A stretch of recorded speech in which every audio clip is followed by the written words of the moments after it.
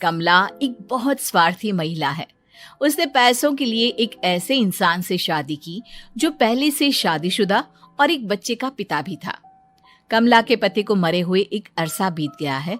अब वो अपने सौतेले बेटे वैभव के साथ रहती है। वैभव के दिल में अपनी माँ को लेकर इतना डर है कि वो अपनी माँ के सामने एक शब्द नहीं बोल पाता। उसकी माँ जो कहती है उसको सर झुकाकर वही मानना पड़ता है। वैभव, तुमने अभी तक घर का काम क्यों नहीं किया? तुमसे कितनी बार कहा है कि सूरज निकलने से पहले तुम घर की साफ सफाई पूरी कर दिया करो। वैभव कुछ नहीं बोलता, चुपचाप सर झुकाए अपनी माँ की बात सुनता रहता है। तभी पास में खड़ा नौकर सुखराम कहता है, मालकिन, वैभव बाबा को रात से तेज बुखार है, इसलिए वो सुबह जल्दी उठ नहीं पाए। उनके बदले मैं घर की साफ सफाई कर देता हूँ। इसे कोई बुखार नहीं है। मैं इसे अच्छी तरह से जानती हूँ। ये सब काम न करने के बहाने हैं। सुखराम काका, बोल दो इसे, सारे घर का काम यही करेगा। और इससे समय पर अपना काम पूरा नहीं किया तो इससे आज का खाना भी नहीं मिलेगा। मगर मालकिन, वैभव बाबा की सच में ही तबीयत खराब है, आप एक बार देख तो लीजिए। कमला बिना कुछ बोले वहां से चली गई और बेचारा वैभव तेज बुखार में भी काम करता रहा। कमला वैभव की शादी एक ऐसी लड़की से कराना चाहती थी जो अनपढ़ हो और कमला से इसी तरह डरे जिस तरह वैभव डरता है, ताकि वैभव की सारी जायदाद और धन दौलत उसकी मुट्ठी में रहे। लेकिन आज के जमाने में ऐसी लड़की मिलना मुश्किल है। कमला कार में यही सब कुछ सोचती जा रही थी कि तभी रास्ते में, अरे ड्राइवर, तुमने कार क्यों रोक दी? और ये इतना शोर कैसा? मैडम, आगे कुछ बंजारों का खेल चल रहा है, इसलिए भीड़ लगी है। मैं अभी भीड़ को साइड में करवाकर कार निकालता हूँ। ड्राइवर भीड़ को साइड करके कार निकालने की कोशिश करने लगा कि तभी कमला की नजर रस्सी पर चल रही एक फुलवा नाम की बंजारन पर पड़ी। क्यों ना मैं इस बंजारन की शादी वैभव से करा दूं? ये तो अनपढ़ लग रही है, मेरे पैरों तले दबकर भी रहेगी। मुझे अभी इसके माँ बाप से बात करनी होगी। ये सोचकर कमला ने उन बंजारों से बात की और उन्हें शाम को अपने घर बुलाया। फुलवा के माता पिता वहां उसे लेकर आ गए। उन्होंने इतना आलीशान घर पहले कभी नहीं देखा था। अच्छा हुआ आप लोग आ गए। देखिए, मुझे घुमा फिरा कर बात करने की आदत नहीं है, इसलिए सीधे सीधे मुद्दे पर आती हूँ। मुझे आपकी बेटी बहुत पसंद है। मैं अपने इकलौते बेटे की शादी आपकी बेटी फुलवा से कराना चाहती हूँ। इसके बदले में आप जो चाहो वो ले सकती है। तभी फुलवा की माँ कहती है, ये क्या कह रही है मैम साहब? कहीं आप हमारी गरीबी का मजाक तो नहीं उड़ा रही ना? आप मेरे बेटे से मिल लो। अगर आपको मेरा बेटा पसंद आता है तो मैं कल से ही शादी की तैयारी शुरू कर दूंगी। सुखराम, वैभव को लेकर आओ। फुलवा अपनी माँ के कान में फुसफुसाती है, माँ, कहीं इस मेम साहब का छोरा पागल तो ना है? फुलवा अपनी माँ से बात कर रही होती है कि वैभव वहां आता है। फुलवा उसे देखती ही रह जाती है और उसके माता पिता उसकी शादी तय कर देते हैं। शादी वाले दिन किसी को फुलवा और वैभव की बेमेल विवाह की बात समझ में नहीं आती। फिर भी एक औरत कमला से पूछ ही लेती है, कमला जी, आपने अपने इकलौते बेटे की शादी देहाती गवार से क्यों करा दी? ये बंजारन आपके घर की बहू बनने लायक तो नहीं है। कम से कम अपने स्टेटस का ही ख्याल कर लिया होता। बहू तो अपने टक्कर की लाती, आपने तो बंजारन को ही बहू बना लिया। अब कमला को समझ में नहीं आ रहा था कि इस बात का क्या जवाब दे। वो कुछ देर चुप रही और सोच समझ कर कहती है, बहन जी, आपको तो पता है आजकल के बच्चे किसी की बात कहाँ सुनते हैं। मैं तो अपनी बहू एक पढ़ी लिखी और अपनी सोसाइटी की ही ढूंढ रही थी। लेकिन मेरे बेटे ने मेरे सामने इस बंजारन को लाकर खड़ा कर दिया। बोला कि मैं शादी करूंगा तो इसी से। अब भला मैं क्या करती, मुझे अपने बेटे के सामने झुकना ही पड़ा। कमला की ये बातें सुखराम भी सुन रहा था। उसने ये सारी बातें वैभव को जाकर बता दी। काका, मैं तो फुलवा को जानता भी नहीं, फिर माँ मेरे बारे में झूठ क्यों कह रही है? अरे बेटा, तुम कितने भोले हो, तुम्हें कुछ भी नहीं पता। तुम्हारे पिता अपनी सारी संपत्ति तुम्हारे नाम करके गए हैं। तुम्हारी माँ नहीं चाहती कि यह संपत्ति तुम्हें मिले, इसलिए उन्होंने तुम्हारी अनपढ़ लड़की से शादी करवाई ताकि तुम्हारी तरह वो भी अपने हक के लिए आवाज ना उठा सके। सुखराम काका, मैं क्या करूं, आप ही बताओ। माँ के सामने आते ही मेरे हाथ पैर कांपने लगते हैं। मैं माँ को कुछ भी नहीं कह पाता।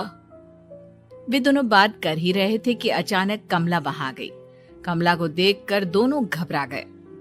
तुम दोनों फिर कभी बातें कर लेना, अभी फेरों का समय हो गया है, चलो जल्दी आओ। इस तरह फुलवा और वैभव की शादी हो गई। अगले दिन कमला ने फुलवा को बुलाया और उसे नसीहत देने लगी।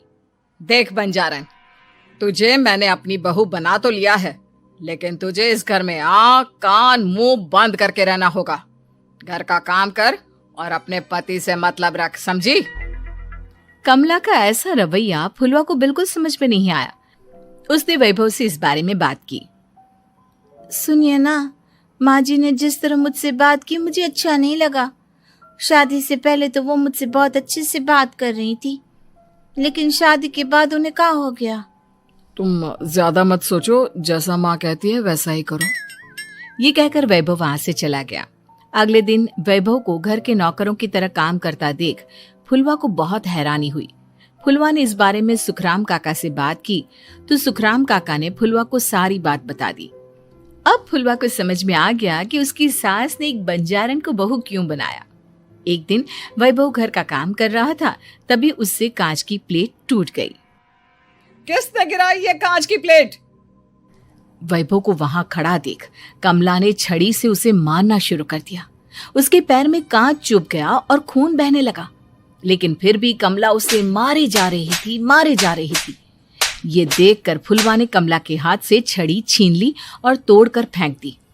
बंजारन, तेरी इतनी हिम्मत, तूने मेरे हाथ से छड़ी छीनी? कमला फुलवा को थप्पड़ मारने ही वाली थी कि फुलवा उसका हाथ पकड़ लेती है। ओ सस माँ, मैंने मॉम की गुड़िया ना समझ लियो। बंजारन, ईंट का जवाब पत्थर से देना जानती हूँ। आज के बाद मेरे या वैभव जी के ऊपर हाथ उठाने की सोचियो भी ना, समझी ससु माँ? ये कहकर फुलवा वैभव को लेकर वहां से चली गई। उसने वैभव के पैर पर पट्टी बांधी, उसके आंसू पोंछे। वैभव ने पहली बार किसी के दिल में अपने लिए इतना प्यार महसूस किया। अब फुलवा वैभव का हर काम में हाथ बटाती, उसका बहुत ख्याल रखती। इस तरह दोनों बहुत ज्यादा नजदीक आ गए। वहीं दूसरी ओर कमला सारी जायदाद अपने नाम करने की साजिश करने लगी। और एक दिन, वैभव, जल्दी बाहर आओ। कमला की आवाज सुनकर वैभव और फुलवा अपने कमरे से बाहर आ गए। जी माँ, आपने बुलाया? ये ले, इन कागजों पर साइन कर दे। वैभव कागजों पर साइन करने ही वाला था कि फुलवा वैभव के हाथ से पेन छीनकर कहती है, ना वैभव जी, आप इस पर हस्ताक्षर नहीं करेंगे। आओ बंजारन, मैं तुझसे बात नहीं कर रही। ये बात मेरे और मेरे बेटे के बीच की है। चुपचाप पेन दे दे, नहीं तो तेरी खाल उधेड़ लूंगी। ससु माँ, बंजारन की खाल इतनी भी ढीली ना होवे कि कोई भी उधेड़ लेवे। जो यकीन ना आता हो तो देख ले उतार के। और हाँ, बंजारन जरूर हूँ पर अनपढ़ ना हूँ।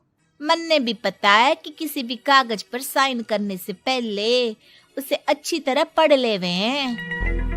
पेन देती है या नहीं? ये कहकर कमला फुलवा को मारने आई तो फुलवा ने कमला को धक्का दे दिया और वो नीचे गिर गई। कमला डरकर वहां से भाग गई। अब फुलवा ने वो कागज उठाए और वैभव के साथ सीधा वकील के पास चली गई। वकील ने वो कागज देखे और फुलवा को बताया, वैभव के पिता की सारी जायदाद और संपत्ति वैभव के नाम है, लेकिन वैभव की सौतेली माँ इस संपत्ति को अपने नाम कराना चाहती है, इसलिए इन कागजों पर वो साइन करा रही थी। तो अब हमें क्या करना चाहिए वकील साहब? वकील ने फुलवा और वैभव को सब कुछ अच्छी तरह से समझा दिया। अब दोनों घर पर पुलिस को लेकर पहुंचे। कमला पुलिस को देखकर घबरा गई। पुलिस ने कहा, आपके नाम की कंप्लेंट हुई है, आपको हमारे साथ थाने चलना होगा। कंप्लेंट? कैसे कंप्लेंट? आप अपने सौतेले बेटे पर बहुत अत्याचार करती हो, धोखे से सारी जायदाद अपने नाम करा रही थी। अब नहीं इंस्पेक्टर साहब, जरूर ये मेरी बहू की कोई साजिश है, इसने गलत कंप्लेंट की है।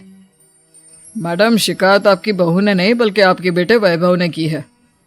कमला वैभव का नाम सुनकर दंग रह गई। जिस बेटे ने कभी उसके सामने सर नहीं उठाया था, आज वही बेटा उसके सामने पुलिस को लिए आया है। वैभव, तुम्हारी इतनी हिम्मत कि तुम पुलिस को ले आए? हाँ माँ, मैं लाया हूं पुलिस को, और मेरे अंदर इतनी हिम्मत कभी ना आती अगर फुलवा मेरा साथ ना देती। आपने बंजारन बहू को लाकर अपने ही पैर पर कुल्हाड़ी मारी है माँ। मैडम, अब की बात खत्म हो गई हो तो चलो हमारे साथ। वैभव, मुझे माफ कर दो, मुझे थाने मत भेजो।